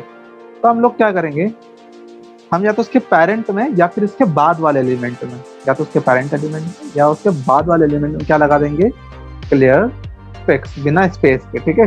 और जैसे हम लगाएंगे तो आप लोग देखोगे कि दोनों ऊपर नीचे जो एलिमेंट है वो फिक्स हो चुके हैं, आपका ये अब जो डिस्टर्ब नहीं कर रहा है, दिखाई दे रहा है, ठीक है। तो ये सारी चीजें हैं कि क्लियर फिक्स आपको कहाँ लगाना है। फ्लोट स्टार्ट, फ्लोट एंड क्या होता है, फ्लोट एंड मतलब राइट, तो मैंने इसे एंड से सेट किया और मैंने देखा कि राइट से सेट हो गया, ठीक है। आगे बढ़े, और ये तुम लोग देख लेना, स्टार्ट एंड नन क्या होता है, स्टार्ट एंड SM पे, स्टार्ट एंड MD पे, LG पे, SM पे, बस इतना ही है फ्लोट में। नाउ टेक्स्ट सिलेक्शन, ठीक है। अब इसके अंदर कुछ एबिलिटीज है, इसमें 5 या 6 कलर वो आपको ऑटोमेटिकली खुद से देता है, ठीक है। 5 या 6 कलर वो आपको खुद से देता है कि आप हमारे बूटस्ट्रैप से कुछ पर्टिकुलर कलर का इस्तेमाल कर सकते हो, ठीक है। अभी जब हम एक प्रोजेक्ट बनाएंगे, ठीक है, छोटा सा कोई सा भी इस्तेमाल कर लेंगे, हम लोग कोशिश करेंगे कि उसमें कलर्स, एडिशनल कलर्स का इस्तेमाल ना करें, या ज्यादातर एडिशनल CSS का इस्तेमाल करें ही ना, ज्यादातर जब तक बहुत ज्यादा जरूरत नहीं पड़ जाती, ठीक है। हिल्सवाइज हम लोग बूटस्ट्रैप का ही इस्तेमाल करने की कोशिश करेंगे, ठीक है। टेक्स्ट सिलेक्शन क्या होता है, ठीक है, यूजर टेक्स्ट सिलेक्ट ऑल। अब तुम देख पा रहे हो कि मैं इस टेक्स्ट को सिलेक्ट कर पा रहा हूँ। जैसे ही मैं उस पर क्लिक कर रहा हूँ पूरा टेक्स्ट एक साथ सिलेक्ट हो रहा है। क्या मैंने सिलेक्ट किया है इसे पूरा? हम लोग टेक्स्ट जनरली कैसे सिलेक्ट करते हैं, ऐसे करके सिलेक्ट करते हैं, ठीक है। लेकिन जैसे मैं इस पर एक बार क्लिक कर रहा हूँ पूरा सिलेक्ट हो रहा है, देख पा रहे हो? तो यूजर यहाँ पे लिखा हुआ है, इसके ऊपर सीएस लगी, यूजर सिलेक्ट ऑल, यानी यूजर सब कुछ सिलेक्ट कर सकता है, ठीक है। फिर यहाँ पे लिखा है यूजर सिलेक्ट ऑटो। यहाँ पे यूजर सिलेक्ट ऑटो मतलब कि यूजर खुद से अपने ऑटोमेटिकली सिलेक्ट करेगा, जैसे कि हम आमतौर पर करते हैं, और बाय डिफॉल्ट यही सेट होता है पूरे ब्राउजर पे, ठीक है। प्लस यहाँ पे लिखा है यूजर सिलेक्ट नन, यानी यूजर कुछ भी सिलेक्ट नहीं कर पाएगा, मैं कितनी भी कोशिश कर लूँ पर इसको सिलेक्ट नहीं कर पाऊंगा, ठीक है। हमारे पोर्टल के अंदर जब हमने एग्जाम दी थी तो उसके जो क्वेश्चन हैं हम उसको इसलिए सिलेक्ट नहीं कर पा रहे थे क्योंकि वो सिलेक्ट उसका उस पे सीएसएस लगी हुई थी, यूजर सिलेक्ट नन, यानी कि क्लास नहीं बता रहा हूँ, ठीक है। इस टाइप की सीएसएस लगी हुई थी, दैट्स व्हाई हम उसे सिलेक्ट नहीं कर सकते, ठीक है। तो आप भी चाहो तो अपनी वेबसाइट को सिलेक्ट थ्रू बना सकते हो, ठीक है। वो सिलेक्ट नहीं होगा जब तक आप नहीं चाहते, ठीक है। तो ये पॉइंटर इवेंट्स होते हैं, इनको पॉइंटर इवेंट कहा जाता है ज्यादातर, ठीक है। तो this link is not be clicked. अब देखो इसके अंदर ये लिंक है, ये पर्टिकुलर लिंक क्लिक नहीं हो पा रही है, ठीक है। ये क्लासेस ध्यान रखना, ओके। मैं इसको प्रैक्टिकल करके नहीं बता रहा हूँ क्योंकि यहीं पे प्रैक्टिकल हो गया हो, ठीक है। तो आगे चलते हैं, ठीक है।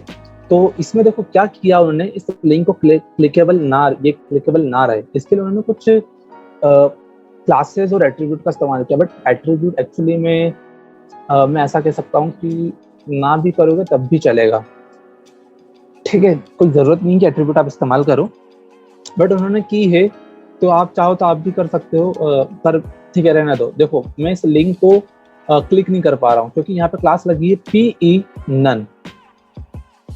PE none, okay. यानी शायद इसका फुल फॉर्म तो मुझे नहीं पता क्या है, पॉइंटर इवेंट, ओके। पीई मतलब पॉइंटर इवेंट नन, ठीक है। मतलब सारे पॉइंटर इवेंट कैसे हो जाएंगे, नन हो जाएंगे। फिर उसके बाद में पॉइंटर इवेंट ऑटो, तो जो चीज सिलेक्ट होने वाली होगी वो सिलेक्ट होगी और जो क्लिक होने वाली, और पीई नन अगेन। तो देखो मैं इसमें पीई नन में कुछ नहीं कर पा रहा हूँ। प्लस इसके अंदर आगे एक पीई ऑटो दिया हुआ है, दैट्स व्हाई मैं इसको लिंक को ऑटो भी कर पा रहा हूँ, ठीक है। हम लोग ट्राई करके करेंगे, ठीक है, एक बार। तो मान लो कि हमने यहाँ पर एक लिंक ले ली है, ठीक है, और मैंने इसके अंदर ए लिया, सॉरी ए, ठीक है। और मैंने इसके अंदर हाइपर रेफरेंस मैंने रखा ये, तो मैंने इसका नाम रखा ट्राई टू क्लिक, ठीक है। नाउ ठीक है, ये लिंक हो गई। अभी हमने कोई क्लास नहीं दी इसे, ठीक है, और मैं इस पर ट्राई करता हूँ। मैं अभी तक इस पर क्लिक कर पा रहा हूँ, ठीक है, मैं इस पर अभी तक पॉइंटर बना पा रहा हूँ, ठीक है। अब मैंने इसके अंदर क्लास दी, क्लास, और मैंने लिखा पीई नन, ठीक है। चलो देखते हैं। देखो मैं बिना एट्रीब्यूट के उसके ऊपर क्या कर पा रहा हूँ, क्लिक नहीं कर पा रहा हूँ। दिख रहा है नहीं कर पा रहा हूँ मैं क्लिक, ठीक है। तो आप लोग मतलब इसका इस्तेमाल कर सकते हो अगर आप चाहो किसी लिंक को डिसेबल करने के लिए या उसके पॉइंटर इवेंट्स को नन करने के लिए, ठीक है। तो आप लोग भी ऐसा कर सकते हो, ठीक है, इन क्लासेस के थ्रू। तो पॉइंटर इवेंट हो गए, बस पॉइंटर इवेंट इतना ही था ठीक है, ठीक है, इतना ही था। ओवरफ्लो, सभी को पता ओवरफ्लो क्या होता है? किसे नहीं पता?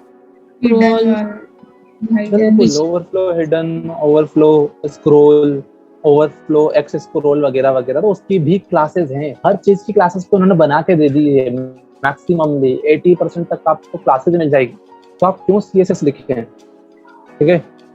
देखो इसके अंदर ओवरफ्लो ऑटो लिखा है, तो इसके अंदर जितना भी है ओवरफ्लो ऑटो हो जाएगा। ओवरफ्लो हिडन, तो इसका जो टेक्स्ट देख रहे हो आप लोग कि इसका टेक्स्ट नीचे चला गया है, बट इसका ओवरफ्लो हिडन होने के कारण हम उसे नहीं देख सकते, ठीक है।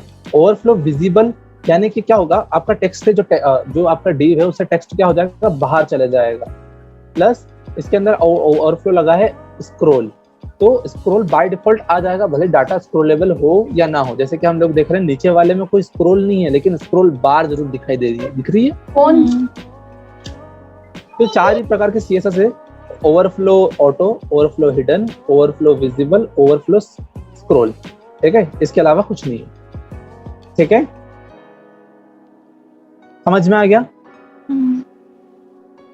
पोजीशन पे चलें, तो पोजीशन में सबको पता है पता है ना स्टैटिक से क्या होता है, रिलेटिव से क्या होता है, फिक्स्ड में क्या होता है, आपको उसको स्क्रॉल इवेंट पे चलने की जरूरत नहीं होती, उसे वो फिक्स्ड हो जाता है एक जगह पर। अगर आपने एक स्क्रीन पर उसको सेट किया कि इस जगह पे तुम्हारा बॉटम है, तो वो उस जगह पे बॉटम रहेगा, आपको स्क्रॉल इवेंट की जरूरत नहीं पड़ेगी उसको, ठीक है। आप स्क्रॉल करोगे तो साथ साथ ही चलेगा, लेकिन स्टिकी में क्या होता है, वो एक जगह फिक्स रहता है, और जब आपका स्क्रॉल करता है तो फिर वो स्क्रॉल के साथ नीचे आता है। उल्टा बोला बस तुमने थोड़ा सा, ठीक है। तो स्टिकी में वो चिपका हुआ रहता है, ठीक है, और फिक्स्ड में वो फिक्स्ड हो जाता है। नाम से क्लियर होना चाहिए, ठीक है। तो हम लोग देख पा रहे हैं यहाँ पे पोजीशन वगैरह आपको बताने की जरूरत नहीं है, स्टैटिक अलावा स्टैटिक बस position dash relative, position dash sticky, position dash absolute आप डायरेक्टली लगा सकते हो, ठीक है। उसके बाद में अरेंज अलाइनमेंट वगैरह है। जैसे टॉप से हम लोग जो हम स्पेसिंग देते थे, याद है, टॉप से हम स्पेस देते थे ना, टॉप से माइनस में ये, टॉप से प्लस में ये, टॉप से ये, टॉप से राइट से, बॉटम से स्पेसिंग। वो स्पेसिंग के लिए उन्होंने क्लास दी है टॉप डैश, स्टार्ट डैश यानी लेफ्ट, और एंड डैश मतलब राइट, ठीक है।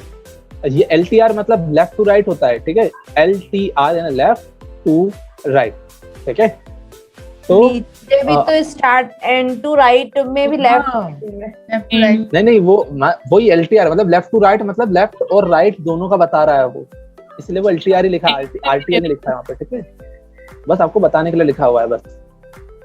तो जैसे कि आप लोग देख पा रहे हो यहाँ पे स्पेसिंग वगैरह दी इन्होंने, देखो 0 to 0 पोजीशन, ठीक है, 50 to 50% में इस्तेमाल कर सकते हो, और 100 for 100, ठीक है। आप जब 0 इस्तेमाल करोगे टॉप 0, तो टॉप से 0 पे सेट हो जाएगा, यानी कि 0 एज, ठीक है।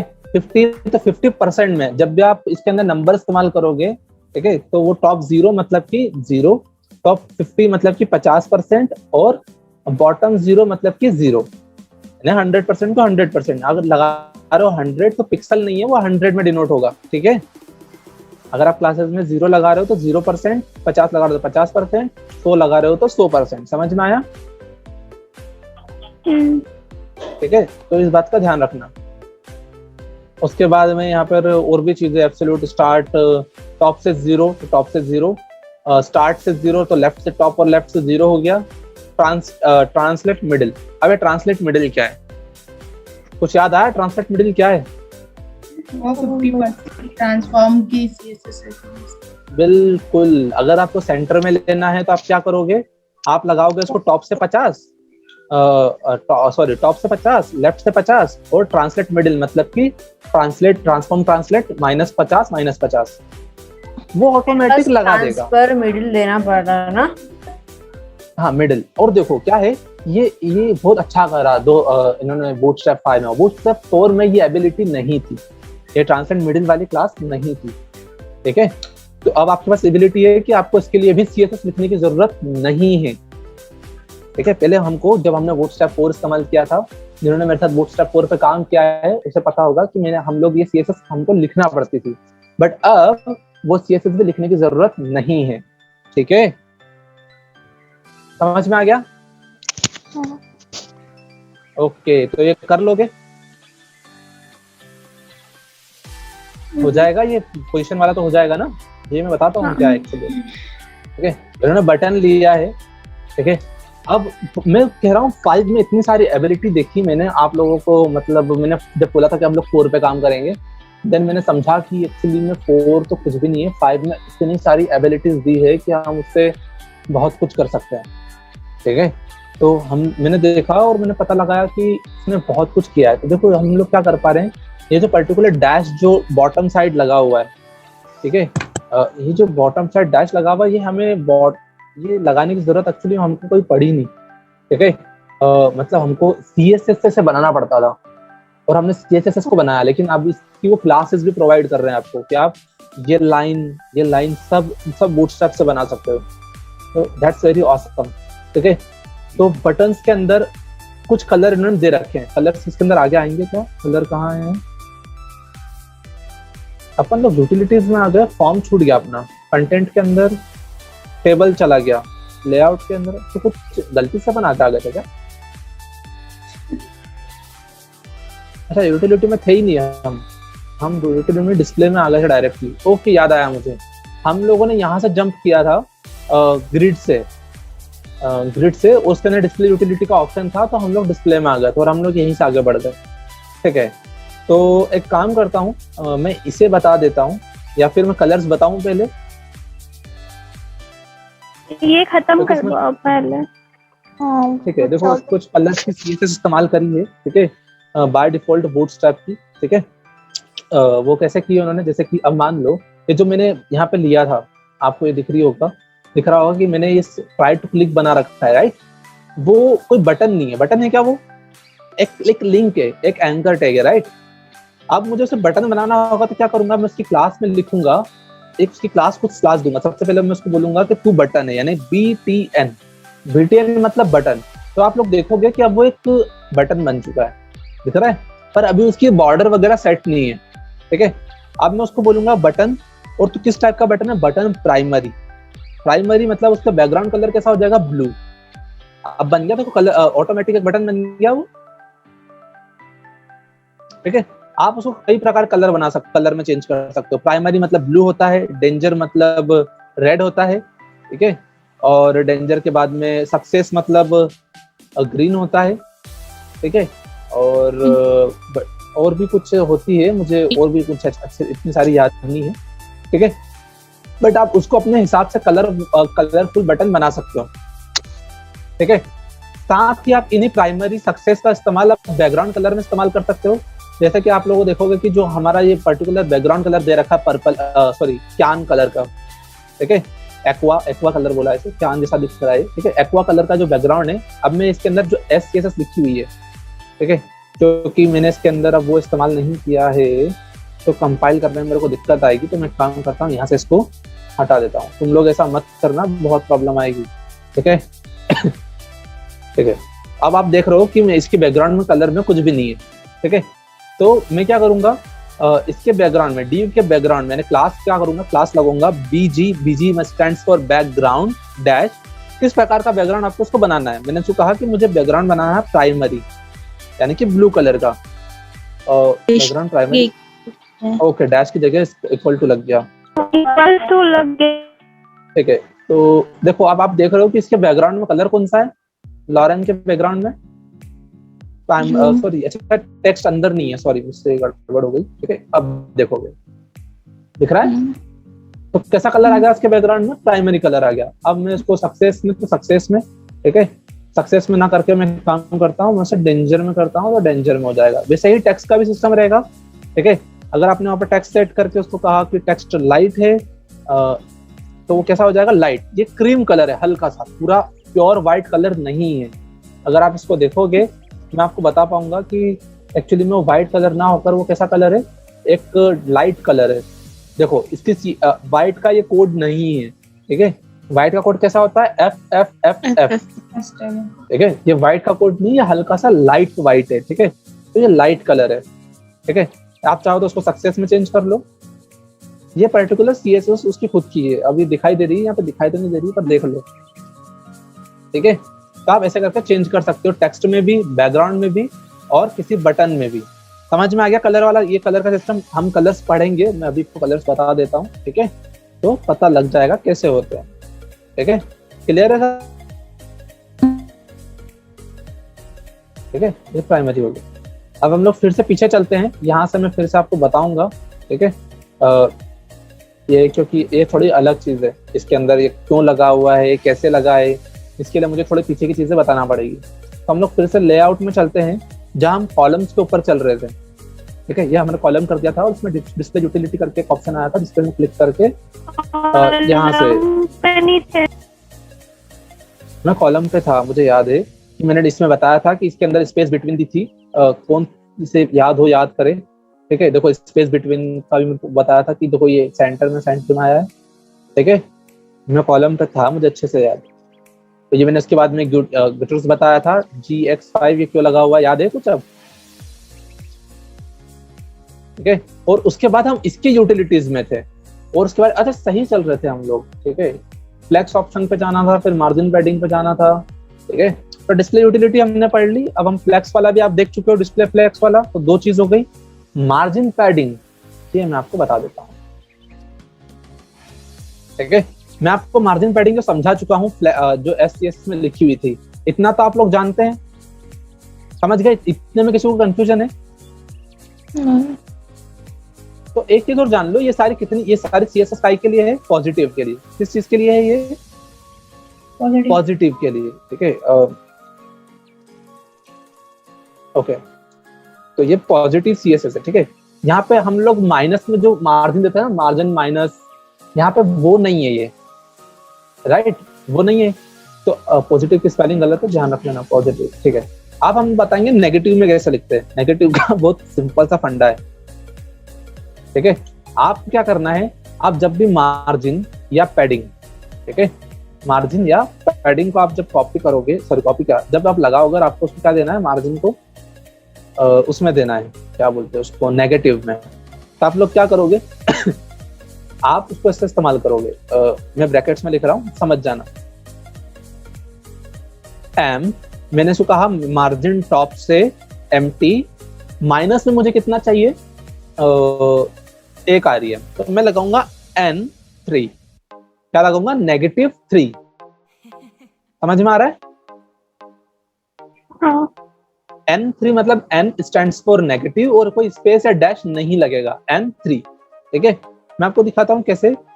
S यहाँ पे हम लोग देख लेते हैं। ठीक है, वही M stand for margin, P stand for padding, ठीक है, T stand for top, B stand for bottom, S stand for left, E stand for right, X stand for left and right x axis पे, ठीक है, और Y stand for top और bottom Y axis पे। ठीक है, plus इसके अंदर 0 से लेकर 5 तक का होता है, मैं आपको बताया था। ठीक है, कि 5 से ज्यादा होती नहीं है, 5 से ज्यादा अप्लाई मत करना। जब मुझे बूटस्ट्रैप के बारे में पूरी तरह से नहीं पता था, 5 में ऊपर देता था, मुझे आज तक पता नहीं चला था वो कि एक्चुअली में ऐसा क्यों होता था। जब मैंने बूटस्ट्रैप पढ़ा तब मुझे पता लगा कि एक्चुअली इसकी लिमिट ही 5 तक है। फिर आता है ऑटो, 16 पिक्सल का 1/4। ठीक है, इतने पिक्सल में वो जो है मार्जिन टॉप से वो ले रहा है। समझ में ये बात? नेगेटिव मार्जिन समझ में आई? और वैसा ही और पैडिंग नेगेटिव में होती नहीं है, सभी को पता है। ठीक है, क्यों नहीं होती मैं बता चुका हूँ। ओके, तो पैडिंग नेगेटिव में नहीं होती तो उसके अंदर एन नहीं लगेगा। ठीक है, और गैप वगैरह तो आपको पता है कितनी गैप देना इन एलिमेंट्स के बीच में, तो 3 का गैप देना है तो 3 का गैप लग जाएगा। ठीक है, और बस इसमें यूटिलिटी API, ठीक है, बस इतना ही था। ओके, तो हमारा ये वाला यूटिलिटी भी खत्म हो गया। अब आते हैं टॉगल और विजिबिलिटी के ऊपर। ठीक है, तो मैं इतना कट कर देता हूँ वरना फिर कंफ्यूज हो जाएंगे। ठीक है, ये यूटिलिटी स्पेसिंग। ओके, ठीक है, तो ये हमारा विजिबिलिटी है। अब विजिबिलिटी के बारे में सबको पता ही है, क्या करता है विजिबिलिटी?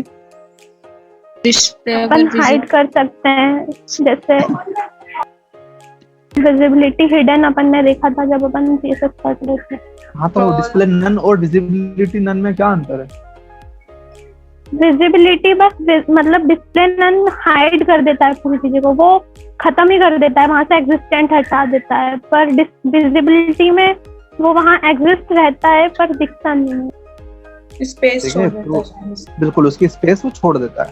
ठीक है, तो विजिबिलिटी के अंदर बस 2 ही चीजें, विजिबल विजिबिलिटी विजिबल और इनविजिबल यानी विजिबिलिटी हिडन। That's it. तो जो कंफ्यूजन इसमें, ठीक है, इसमें ऐसा मत करना विजिबिलिटी करके डैश लगा के विजिबल मत बनाना। विजिबल यानी दिख रहा है, इनविजिबल मतलब गायब। ठीक है, क्लियर है? अब आगे चलते हैं। विजिबिलिटी हमारा मतलब कि डिस्प्ले यूटिलिटीज जो था हमारा इसमें कंटेंट्स में, सॉरी इसमें कॉलम्स में, सॉरी यूटिलिटीज में, तो ये हमारा खत्म हो गया। और Z इंडेक्स की कोई क्लास नहीं है, मैं आपको बता दूं, Z इंडेक्स की कोई क्लास नहीं है, मतलब उन्होंने तो नहीं बनाई है। ठीक है, Z इंडेक्स फिर भी यहाँ पे 2 ओवरलैपिंग बॉर्डर और lower single, Z index 1 2 3 default hover blah blah blah. चलो ट्राई करते हैं ये ठीक से काम कर रहा है या नहीं कर रहा है।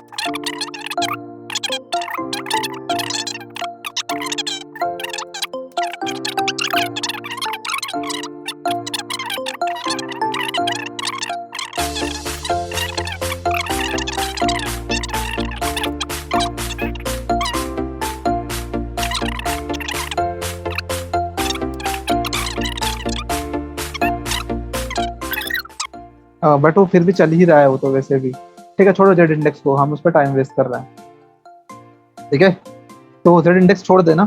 ठीक है, उसने लिखा है पर उसने कुछ बताया नहीं। देखो हम यहाँ पर कंट्रोल ब्ला ब्ला ब्ला ब्ला। हाँ ठीक है, ठीक है, देखते हैं। मैं ट्राई करूंगा अगर मुझे कहीं और से मिलता है तो। रिबूट,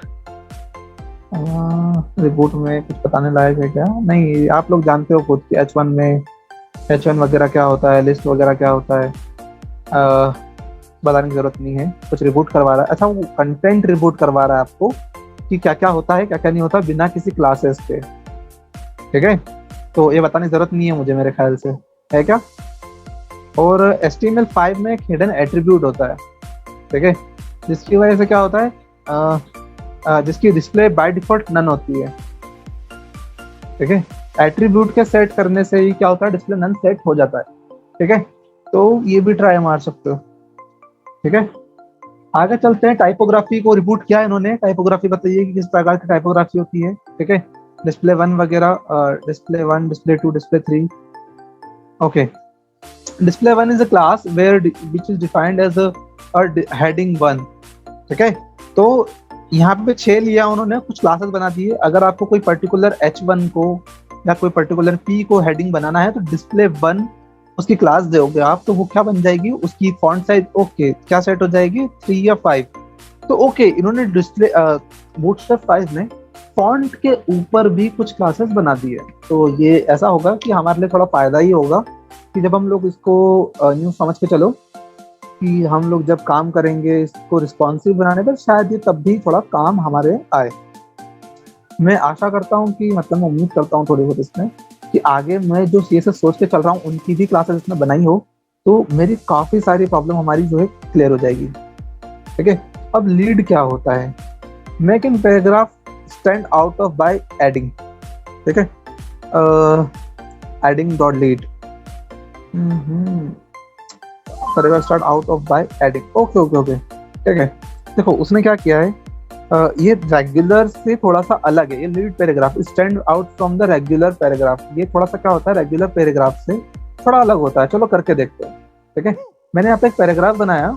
ठीक है, एक पैराग्राफ में मैं यहाँ पे बना लेता हूँ इस पोजीशन रिलेटिव वाले के अंदर ही। ठीक है, मैंने यहाँ पे पी लिया और पी के हम ले लेंगे कैसा दिखाई दे रहा है, दिख रहा है? ठीक है, अब मैं इसके अंदर पर्टिकुलर जो लॉरेम इप्सम फर्स्ट में लिखा हुआ है उसके ऊपर मैं स्पैन दूंगा और उसे लीड क्लास दूंगा। ठीक है, उस पर्टिकुलर लॉरेम इप्सम को। तो मैंने इसे काटा और मैंने यहाँ पे स्पैन लिया, स्पैन डॉट लीड, तो क्लास ऑटोमेटिक लग गई। ठीक है, और मैंने सेव किया। चलो देखते हैं दिखाई दे रहा है किसी सबको, या मैं बैकग्राउंड प्राइमरी हटा दूं? दिखाई दे रहा है सबको?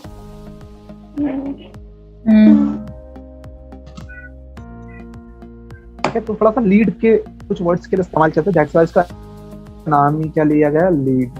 ठीक है, उसके अलावा टाइपोग्राफी में कुछ और भी CSS है, जैसे कि अंडरलाइन के लिए भी कुछ CSS इस्तेमाल करी गई है। ठीक है, नहीं अंडरलाइन के लिए CSS नहीं बताइए एक्चुअली, इन्होंने पैराग्राफ वो बताए, टैग वगैरह बताए, तो not a big deal. Quotation वगैरह सब आप जानते हो, ये बस रिबूट करवा रहे हैं। ठीक है, हाँ, लिस्ट अनस्टाइल कैसा बनाते हैं, सॉरी हम लोग सेट करते हैं लिस्ट स्टाइल टाइप नन, तो उसके लिए एक CSS है, आप UL पे लगाओ लिस्ट अनस्टाइल्ड, दैट्स इट। वो क्या सेट हो जाएगा, अनस्टाइल्ड हो जाएगी वो लिस्ट। ठीक है, समझ में आया? लिस्ट इनलाइन होना चाहिए। तो देखो हम लोग क्या करते थे आमतौर पे, आपको याद होगा UL के LI पे हम लोग क्या करते थे, डिस्प्ले इनलाइन ब्लॉक लगाते थे, राइट? लगाते थे और फिर हम उसको एक लाइन में लाते थे, है ना? अब इन्होंने उस प्रॉब्लम को सॉल्व किया है और UL के अंदर एक CSS बनाई है, क्लास बनाई है, जिसके अंदर इसका नाम है लिस्ट इन लाइन। वो लगाओ और उसके लिस्ट की क्लास में लिस्ट इनलाइन आइटम बना दो और वो ऑटोमेटिकली क्या हो जाएगा, इनलाइन सेट हो जाएगा। दिख रहा है आपको? चीजें चेंज हुई है। बूटस्ट्रैप 5 में काफी सारी चीजें नई नई लेकर आए हैं ये लोग, जो काफी बहुत ही अच्छी है। ठीक है, रिस्पॉन्सिव फॉन्ट साइज। अब फॉन्ट साइज को रिस्पॉन्सिव कैसे बनाएं? ठीक है, बूटस्ट्रैप 5 इनेबल रिस्पॉन्सिव। बूटस्ट्रैप 5 में क्या है, we have enable responsive font size by default. By default क्या किया है उन्होंने, बाय डिफॉल्ट उन्होंने जो फॉन्ट है रिस्पॉन्सिव बना के दिए हैं। चलो ये ट्राई मारते हैं क्या ये सच है। तो हम लोग एक H1 लेते हैं, H1, और मैंने सेट किया लॉरेम। अगर ये सच है तो काफी बढ़िया चीज है। ठीक है, मैंने अपना नाम लिखा, सेव किया। तो चलो स्क्रीन छोटी करके देखते हैं। ओके, आप लोग देख पा रहे हो उसको छोटा हो रहा है या नहीं हो रहा है छोटा?